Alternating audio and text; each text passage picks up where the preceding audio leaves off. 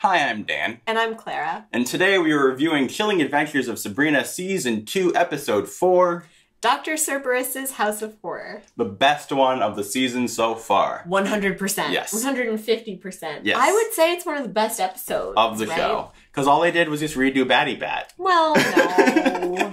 No, it's Batty Bat, but like, it's a very similar idea to Batty Bat, where it's like, almost dreams, but it's more like examining your fears. The character's psyche. Yeah, and that's where the show shines, I think, is the characters. And also when they take the human characters and don't just have them in school drama, but have them actually feel like they're part of the show again. Yeah.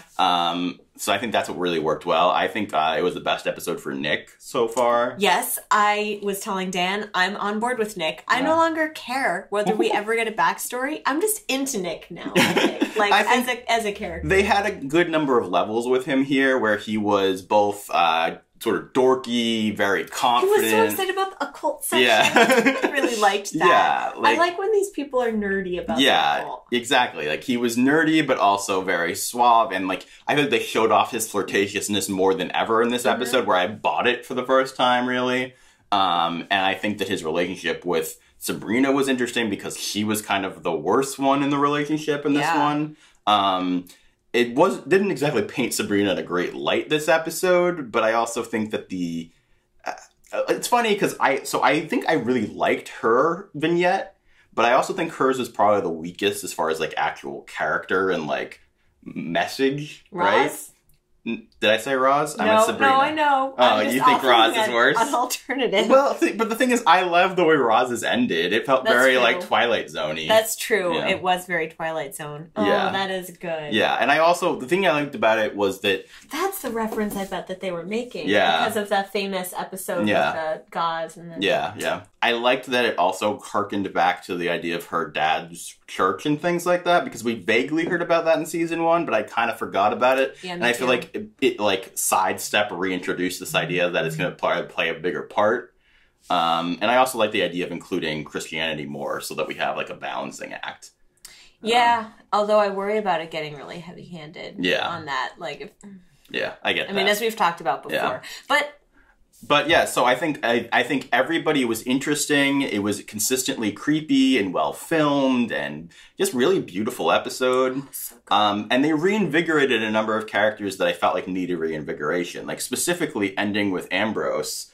I think that, like, while I love the character, he's been like a weird stasis point lately. Yeah. And I think this was really like, he had the creepiest one in a lot of ways, and it has like the most intrigue about what's going on. And that it really feels like they're actually building to something again. I was actually really excited. Like, at the end of the episode, I was like on the edge of my seat. Just like, what card is it? What card is it?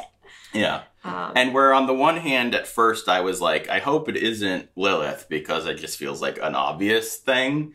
On the flip side, it's kind of nice that it furthers her character in a way that I think is good. And it shows Lilith in a more powerful light. Yeah, and I think it also is good because it makes it less of like a one-off episode like Batty Bat. Right. It furthers an ongoing villain as opposed to just being like, this was fun, moving on.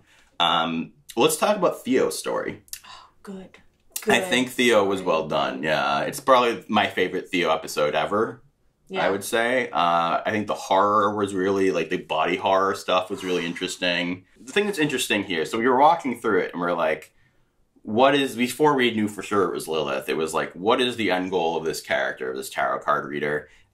They seem to be giving bad advice to everyone, aside from Theo. So we were trying to think, like, was she telling Theo, like, you shouldn't transition, or, like, give that up? Yeah. But instead it was like, you should get help and not steal things. Yeah. So the thing that's interesting in general, actually, about this is that for now, I think, is a strength of the episode, but kind of could hurt this episode upon repeat viewing, depending on where the show goes, is how much of the advice actually makes sense for Lilith to be making. Because it's so cryptic that right now we're like, I can't really judge it one way or another, whether it's kind of cool, because that's sort of how tarot works. Yeah, that's true. That is true. This was the first episode where I felt like they had a grounded understanding of the occult in some way. Yeah. I was telling Dan about some of the tarot. I really like tarot, and it was cool to see them using that in a way that I I liked instead of that like broke things for me. Yeah, no, definitely. And I think like the whole setting it up around Cerberus's shop I thought was really cool. In general, I'm really enjoying the set design that they do in this show. I assume that she was holding back purposely the death card, hoping that he would take it and then like read more into it. Yeah. So should we assume that she is in some way working against Blackwood? I think we should be also Blackwood. Yeah, we said Blackwell in some previous videos. I think so, because she was working against him, even when they sort of had similar ends in mind in the last season occasionally. Yeah. They didn't like each other. I think she resents his misogyny in a cool way. Yeah, that makes sense. So yeah, I think that's what that was about, was undermining Blackwood. Yeah. I think the Zelda scene was also working against Blackwood. I love Zelda, but I do in some ways think actually hers might be the weakest, because what do we get from that? Yeah, I don't feel like we got very much from it. And also her like sort of back and forth of like last episode, she was like, I don't actually care about marrying him. I'm just doing it for power. And then this episode, she's like, I can't marry him while lying to him. And that seems like something you would say when you actually care about the person you're marrying. Although she's religious. Yeah. And she's going to be taking an oath in front of Satan, one of the Satans. And Satan's upset with lying. That's a good point. Here we go back to the thing. It's like, okay, whatever. It's fine. Yeah. You know what I mean. Yeah. A marriage has to mean something. I don't know. I don't know what it means. Nobody knows. So let's talk about Harvey. He can't go to art colonies. It's a bad idea. This is why you don't go to art colonies. That's why you never go to Rhode Island. I think it was good again to separate him from Rosalind, I think, and separate him from specifically just having to do with romance only. Yeah. I think it highlighted him as a person again more, as opposed to an object of romance. Yeah. Harvey doesn't get enough. Harvey is very, like, objectified a little bit, huh? So I liked this. I think his co-star and his little really thing. Objectified. Yeah. Poor Nick. But yeah, his art buddy, I think that was well done. That was creepy. Lovecraftian. It reminded me in some ways of Rosemary's Baby to a certain degree. Ooh, interesting. Yeah. I think I think that the show is at its best when they are bringing the mortal characters more into what's actually going on. Yeah. Because And Theo's did that too. Yeah, exactly. Theo's brings him into the Spellman house using magic.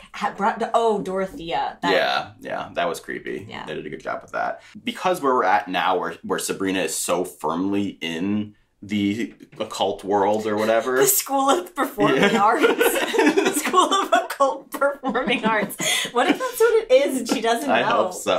That's why they need to start bringing the mortals more into that, so that they feel like they make sense being part of the show. Because before I was like, I remember in season 1, I was like, I don't like how quickly they brought all the mortals into the satanic stuff. And that was because the point of season 1 was supposed to be about her balance between the two. Right. At this point, she's just full-on witch time. So they just seem like extraneous. But I think this episode is why this episode worked so well. Yeah, although I will say, okay, well, I guess Wardwell is trying to get information on Sabrina and everyone around her, and that's why she's interested in her friends. Yeah. But it does still seem a little stretchy. That he would be caring about them at this point. Yeah, but Sabrina it's okay, because we care. I mean, yeah, it's fine. Yeah. That's just television. Yeah, it's just television. Beyond that's what I always say. Beyond that, there's some very important point that we've been meaning to talk about through all these past few videos, and we haven't talked about it. All right. Real talk. Dorian Gray's. Is it a gentleman's club? Well, I mean, it certainly was. With strippers, and it's just no girls allowed. Yeah. Or is it the after-school hangout of choice for teenagers of all gender? It became what's the bronze from Buffy overnight, because literally it went from, oh, they've never let a woman in here, to like 2 episodes later, it's like all the weird sisters and all these people are just like dancing together, and it's like a club now instead of like a strip club, or like Yeah, at first it was like almost like a cigar club that then they brought strippers to, and now it's just like where they do their homework. It's really strange. And there's no like you could have maybe been like, oh, Sabrina led the charge and now changed what this is because she feminized it, but nobody talks about it. Suddenly there's just tons of girls there. Yeah. It's really strange. It's also just really, I don't know. We were talking about the fact that like until they really said Rhode Island, you're like,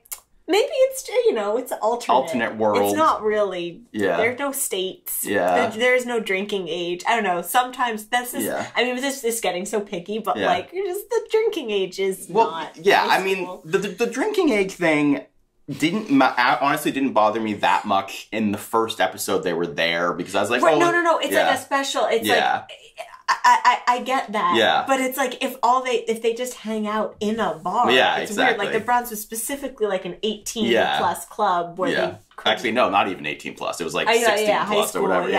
Yeah. And it would be like, oh, certain people have drink tickets and other people don't. Yeah. So it's just now they're just like doing homework in a bar.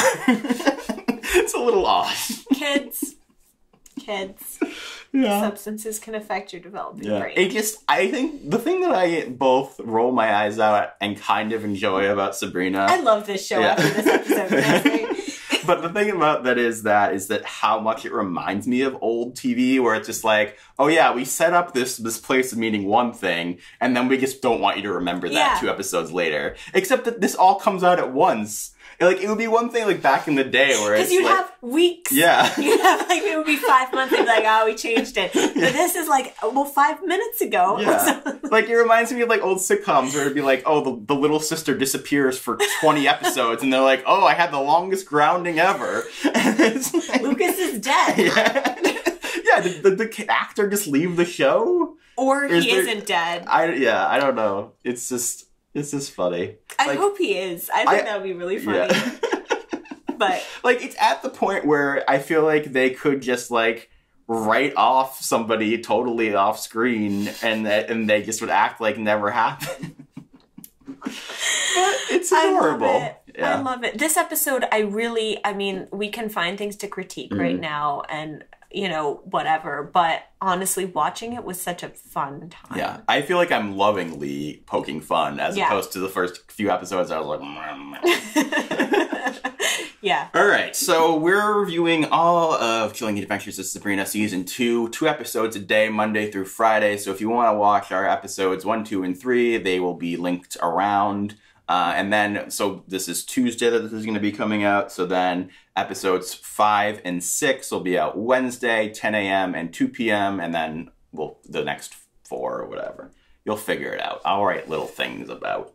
Yeah, it's good. That's a good explanation. And until next time, spell you later.